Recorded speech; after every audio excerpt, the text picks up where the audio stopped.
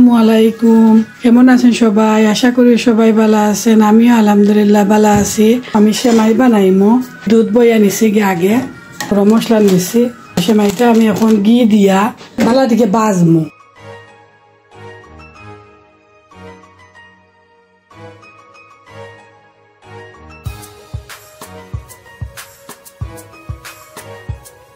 সেমাইটা বাজ হয়ে গেছে বালা থেকে আমি আমার গরম মশলা কিছু দিলাইছি, তেজপাতা দিছি, 2-3টা এলাচ, দারচিনি আমি দিছি দিয়ে আমার বাজ হয়ে গেছে। আমি চিনি দিলাইমো পরিমাণ মতো, যে জেলা মিঠা খাই।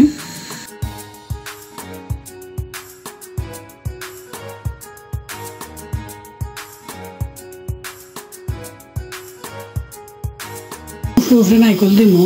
বিসমিল্লাহ। একটু অপশনাল, যে খাইলে আর কি নাইকল দিবা, নাইলে তো এমনিও করা যায়। ডাবল ক্রিম ওটা দিলে এখন ভালো লাগে।